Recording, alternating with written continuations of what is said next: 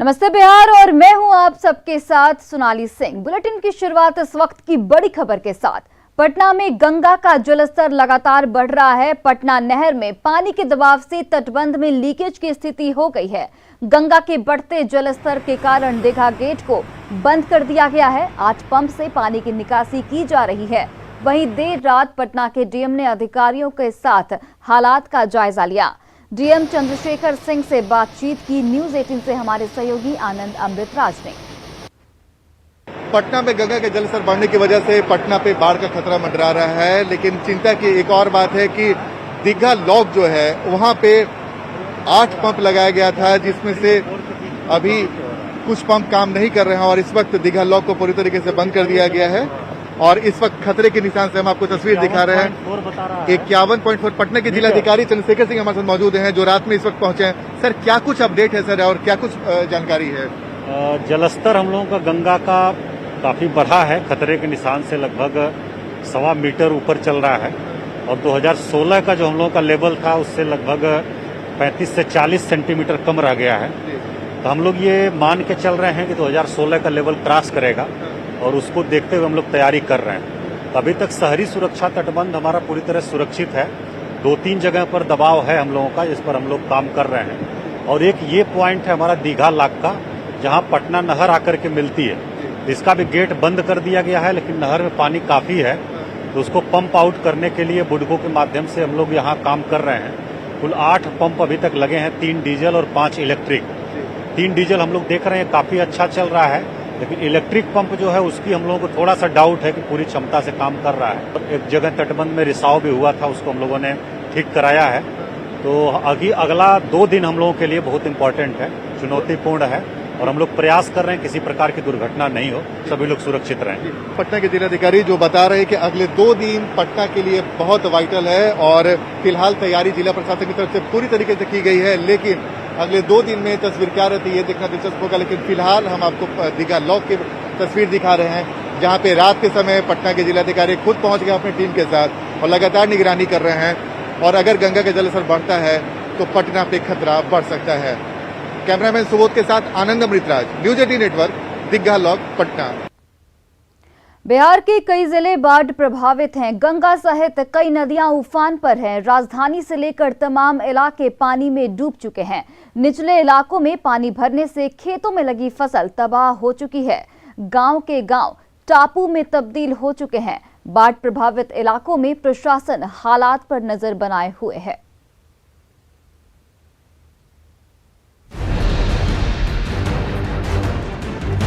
राजधानी पटना में गंगा नदी का जलस्तर लगातार बढ़ रहा है। गंगा नदी के कई घाटों पर बने सुरक्षा दीवारों को पार कर बाढ़ का पानी अब शहर में प्रवेश करना शुरू कर दिया है। जिला प्रशासन ने सुरक्षा दीवारों पर लगातार मॉनिटरिंग रखने के साथ ही बाढ़ में फंसे लोगों को बाहर निकालने के निर्देश दिए हैं। ये जरा देखिए कि यहाँ पे तस्वीर निकल करके कैसे बाहरी इलाकों में ऐसे गंगा जो है वो प्रवेश कर रही है। ये जरा देखिए कि यहाँ मुख्य सड़क है जो एनआईटी पटना है, उसका एक बिल्डिंग है और ये मुख्य सड़क जो जाती है वहाँ पे सड़क भर घुटना भर पानी जो है वो सड़क पर पहुँच चुका है। तो धीरे धीरे गंगा जो है वो अपना विकराल रूप दिखा रही है और निचले इलाकों से निकलते हुए अब शहरी इलाकों में यहाँ पे प्रवेश करी है। जिला प्रशासन जो है लगातार सतर्कता बरते हुए है और इसी को देखते हुए जितने भी सुरक्षा दीवार है उसे मजबूत करने की बात कही है। बाढ़ के चलते पटना के जबलपुर दियारा इलाके के लोगों की स्थिति भी गंभीर बनी हुई है। नावों पर सवार होकर लोग दियारा से पटना लॉ घाट पर पहुंच रहे हैं। तो वहीं पुनपुन नदी के जलस्तर में बढ़ोतरी से फतुहा प्रखंड के कई गांव बाढ़ की चपेट में हैं। स्थानीय लोगों ने राज्य सरकार से बाढ़ प्रभावित इलाकों में राहत और बचाव कार्य चलाए जाने की गुहार लगाई है। तो ये तो खतरे का निशान से बाहर है और पानी बहुत तीव्र गति से बढ़ रही है और हम लोग भी दहशत में हैं। भोजपुर जिले की बात करें तो यहाँ तकरीबन 100 से ज्यादा गांवों में बाढ़ का पानी घुस चुका है। कई गांव टापू में तब्दील हो चुके हैं। आरा सहित कई प्रखंडों में दर्जनों गांव बाढ़ की चपेट में हैं। शाहपुर और बढ़ारा प्रखंड के 30 से ज्यादा लिंक पथ पर पानी चढ़ चुका है। बड़ी नाव का तकलीफ है, सब बाढ़ कर पानी से सब लोग परेशान है। 3 नाव मिला है ना? शायद नहीं, नाव नहीं मिला है। हाजीपुर सदर अनुमंडल के हरबंशपुर गांव की करीब 4000 की आबादी बाढ़ से प्रभावित है। जबकि सदर अनुमंडल के कुन्हारा घाट पर शवों का दाह संस्कार करना भी लोगों के लिए मुश्किल हो चुका है। लोग जैसे तैसे पार्थिव शरीर का अंतिम संस्कार करने को मजबूर हैं। जबकि खगड़िया के गोगरी प्रखंड के रामपुर पंचायत में बाढ़ प्रभावित लोगों का बुरा हाल है। जिला प्रशासन की ओर से ग्रामीणों को प्लास्टिक बांटा गया है, जिसके सहारे झोपड़ी बनाकर लोग सड़कों पर रहने को मजबूर हैं। बात कटिहार की करें तो यहाँ मनिहारी गंगा जल मार्ग भी बाढ़ के चलते प्रभावित हो चुका है। मनिहारी गंगा घाट पर स्थित पुलिस चौकी में ड्यूटी कर रहे जवानों को भी परेशानियों का सामना करना पड़ रहा है। हालांकि परेशानी के बावजूद पुलिसकर्मी अपनी ड्यूटी पर डटे हैं। भागलपुर के सबौर प्रखंड के घोषपुर में NH 80 पर पानी का बहाव तेज हो चुका है, जिससे आसपास की बड़ी आबादी प्रभावित हो रही है। भागलपुर शहर का सड़क संपर्क कहलगांव और पीरपैंती प्रखंड से टूट चुका है। इसे लेकर प्रशासन ने बड़े वाहनों के परिचालन पर रोक लगाने का फैसला लिया है। तो वहीं मुंगेर जिले में भी बाढ़ की स्थिति भयावह है। मोहाली पंचायत के कई गांव बाढ़ की चपेट में हैं। पानी से घिरे होने के चलते कई परिवार मकान की छतों पर खुले में रहने को मजबूर हैं। गंगा नदी का जलस्तर खतरे के निशान से यहाँ काफी ऊपर बह रहा है, जिससे लोग बेहद भयभीत हैं। Bureau report, news 18। बेगूसराय में जिला प्रशासन बाढ़ पीड़ितों की मदद कर रहा है। डीएम और एसपी के साथ कई अधिकारियों ने मटिहानी और सामहो प्रखंड का दौरा किया और लोगों की समस्याएं सुनी। डीएम ने बताया कि फिलहाल 70 नाव का परिचालन किया जा रहा है। साथ ही मटिहानी में और कम्युनिटी किचन भी चलाया जा रहा है और जल्द ही 2 और कम्युनिटी किचन शुरू किए जाएंगे। बाढ़ प्रभावित इलाकों से लोगों के निकालकर ऊंची जगहों पर लगातार पहुंचाया जा रहा है।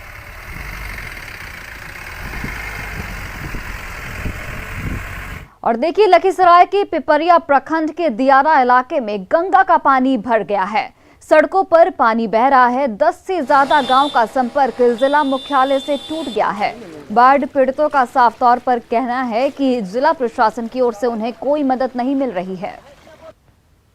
एवं सहायक नदियों के जल स्तर में लगातार वृद्धि के बाद पिपरिया एवं बढ़ैया प्रखंड के कई गांव बाढ़ की चपेट में आ गए हैं। इस वक्त हम मौजूद हैं पिपरिया प्रखंड के दियारा इलाके में। आपको दिखाना चाहेंगे यह पूरा मुख्य मार्ग है जो कि पिपरिया के दर्जनों गांव को प्रखंड मुख्यालय से जोड़ती है। आप देख सकते हैं इस सड़क पे काफ़ी बाढ़ का पानी यहाँ पे पहुँच चुका है। लोग काफ़ी परेशानी के साथ इस पानी में हेलकर बाजार आने को मजबूर है।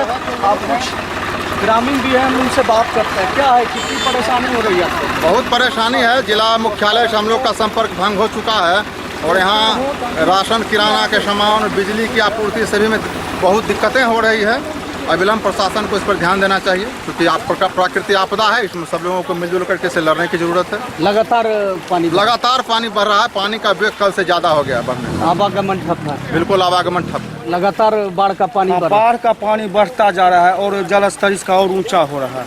तो काफी परेशानी हो रही है। बहुत परेशानी। सबसे बड़ा परेशानी किसान लोगों का है। गाय माल चारा का सबसे बड़ा दुर्गति हो चुका है। फसल भी डूब गया। फसल तो पूरा खत्म हो गया। घर में बहुत तरह का घर में पानी चला गया है। कितना गांव प्रभावित है? यहाँ तो पूरे प्रखंड प्रभावित है। जिला प्रशासन के तरफ अभी तक तो कोई मदद नहीं आए हैं, नहीं कोई अफसर आए हैं अभी तक। तो क्या चाहेंगे आप लोग? हम तो चाहेंगे सब अभी तो इस दुख की आपदा के घड़ी में सब लोग साथ मिल के ऐसा काम किया जाए जो सबको सहूलियत हो। तो आपने सुना, लगातार जल स्तर में वृद्धि के बाद लोगों की परेशानी काफ़ी बढ़ गई है। लोग काफ़ी परेशान हैं और जिला प्रशासन से मदद की गुहार लगा रहे हैं। राकेश, न्यूज़ 18, लखीसराय। न्यूज़ 18 की मुहिम बाढ़ में आपके साथ को सरकार का भी साथ मिला है। जल संसाधन विभाग ने हेल्पलाइन नंबर जारी किया है। इसका मकसद लोगों को जल्द सहायता पहुंचाना है। दरअसल कल मुख्यमंत्री नीतीश कुमार ने खुद कई घाटों का जायजा लिया था।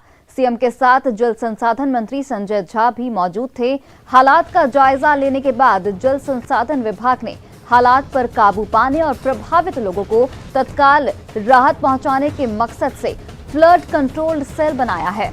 इसके लिए एक टोल फ्री नंबर 180034564145 जारी किया गया है। इस टोल फ्री नंबर के जरिए बाढ़ प्रभावित इलाकों से लोगों की शिकायतें दर्ज की जा रही हैं। शिकायतों के साथ जल संसाधन विभाग के अधिकारी एक्शन में आते हैं। संबंधित क्षेत्र के लोगों से स्थानीय अधिकारी संपर्क कर उनकी समस्याओं का निपटारा भी करते हैं। टोल फ्री नंबर पर शिकायत दर्ज करने के साथ ही शिकायतकर्ता के मोबाइल पर मैसेज आता है। मैसेज से लेकर एक्शन तक की मॉनिटरिंग विभाग के मंत्री संजय झा खुद कर रहे हैं। सरकार की कोशिश है कि लोगों को फौरी तौर पर मदद पहुंचाई जाए। लोगों को बारिश और मौसम की भी सूचनाएं दी जा रही हैं।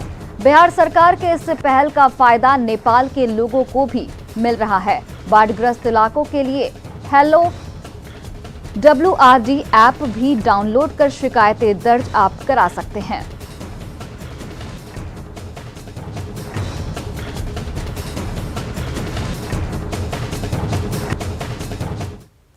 अमन नागसेन का पार्थिव शरीर आज गया पहुंचेगा। अमन के परिजनों ने चीनी दूतावास की ओर से ईमेल के जरिए जानकारी दी गई है। हालांकि अमन के परिजनों को अभी तक सरकार की ओर से इस संबंध में कोई जानकारी नहीं मिली है।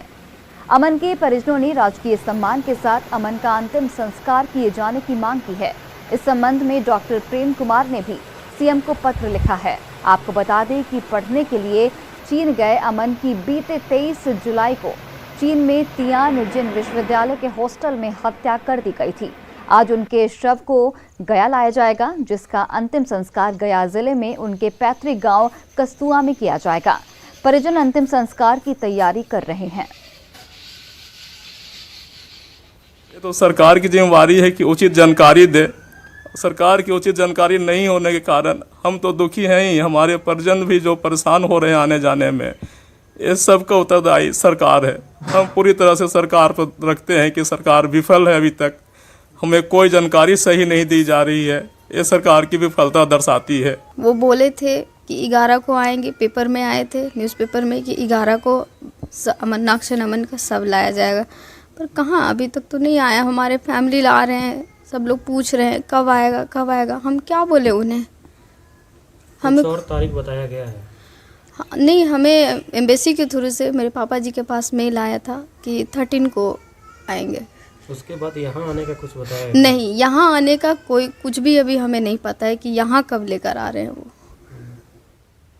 और देखिए, अपराधियों के हौसले किस कदर बुलंद है, इसका अंदाजा सिर्फ इस बात से लगाया जा सकता है कि एक बाइक सवार अपराधी ने पत्रकार नगर थाना क्षेत्र में एक अपार्टमेंट में के अंदर चेन स्नैचिंग की घटना को अंजाम दिया है। जिस शख्स से चेन स्नैचिंग की गई वो कोई और नहीं बल्कि बीजेपी के क्रीड़ा प्रकोष्ठ के प्रदेश प्रवक्ता आशुतोष कुमार हैं। चेन स्नैचिंग की घटना को उस वक्त अंजाम दिया गया जब अपार्टमेंट में सुरक्षा गार्ड समेत कम से कम 4 लोग मौजूद थे। काली मंदिर रोड हनुमान नगर के मालती अपार्टमेंट चेन स्नैचिंग की घटना हुई है। तस्वीरों में आप साफ देख सकते हैं कि बाइक सवार अपराधी ने किस तरह कुर्सी पर बैठे आशुतोष कुमार के गले से एक झटके में चेन खींच लिया और मौके से फरार हो गया। विवेक जी भी निकले हैं बाहर, लड़के लिए है जी पतले वजह से घुमा है। हमको लगा कि कोई गलती से आ गया है।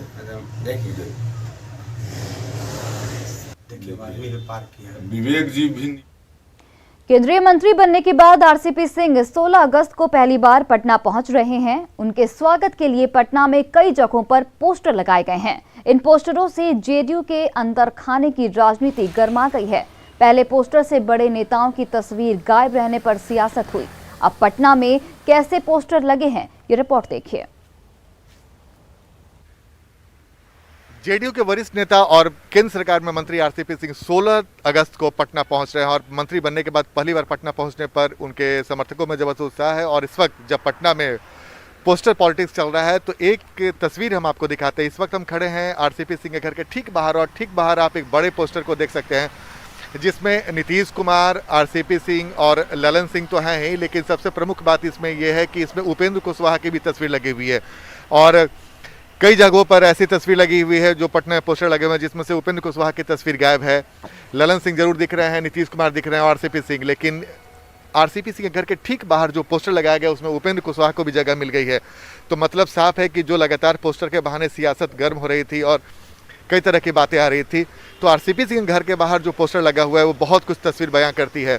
हम एक और आपको तस्वीर दिखा रहे हैं, सिर्फ एक पोस्टर की बात नहीं, कुछ और भी पोस्टर है जिसमें देखिए कि आरसीपी सिंह, ललन सिंह और नीतीश कुमार के साथ साथ यहाँ पे फिर से उपेंद्र कुशवाहा की तस्वीर लगी हुई है। तो ये बहुत महत्वपूर्ण है। और कई तरह के जो कयास लगाए जा रहे थे, गुटबाजी की बात हो रही थी, वो गुटबाजी को, और देखिए तस्वीर आपको दिखा रहे हैं कि आरसीपी सिंह का आवास और ठीक उनके घर के बाहर ये तस्वीर लगी हुई है। और रोड के दूसरी तरफ हम एक और आपको तस्वीर दिखा रहे हैं, ठीक हमारे जो दाहिनी और सामने आप पोस्टर देख रहे हैं, वो पोस्टर भी लगाया हुआ है जिसमें आरसीपी सिंह के स्वागत के लिए तैयारी के लिए लगाया गया है, और जिसमें भी नीतीश कुमार और आरसीपी सिंह और ललन सिंह के साथ साथ उपेंद्र कुशवाहा की तस्वीर लगी हुई है, और ठीक इसी के बगल में उपेंद्र कुशवाहा का आवास भी है। यानी कि आरसीपी सिंह और उपेंद्र कुशवाहा दोनों का घर आमने सामने है, और वहाँ पे जो पोस्टर लगा हुआ है जिसमें दोनों नेताओं की तस्वीर लगी हुई है, यानी कि जेडीयू के जो बड़े नेता हैं उन तमाम नेताओं की तस्वीर लगी हुई है, और इन पोस्टरों में उपेंद्र कुशवाहा को भी जगह मिला है।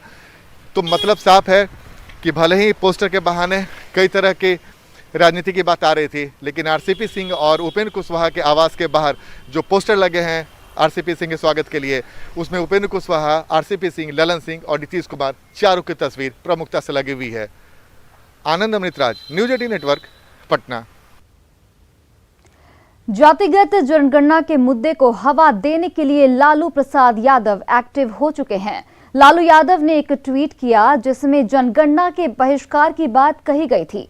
लालू के इस ट्वीट के बाद बिहार की सियासत में उबाल है, क्योंकि इस मुद्दे पर लालू नीतीश की राय तो एक है, लेकिन बीजेपी इसके पक्ष में नहीं है। पिछले कुछ दिनों से लालू एक्टिव मोड में है, एक के बाद एक कई बड़े नेताओं से मुलाकात कर रहे हैं, लेकिन अब लालू के एक ट्वीट से सियासत गर्म हो चुकी है। लालू ने ट्वीट कर साफ कर दिया है कि वो जातिगत जनगणना के मुद्दे को सियासी हवा देने का मूड बना चुके हैं।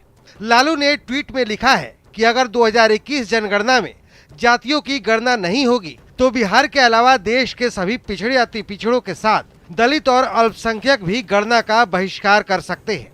जनगणना के जिन आंकड़ों से देश की बहुसंख्यक आबादी का भला नहीं होता हो, तो फिर जानवरों की गणना करने वाले आंकड़ों का क्या हम अचार डालेंगे?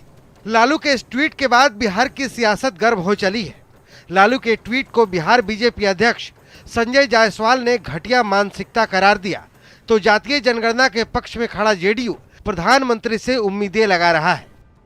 15 वर्ष जो स्वयं मुख्यमंत्री रहा हो और उसने क्यों नहीं करा, इसका जवाब उनको अवश्य देना चाहिए।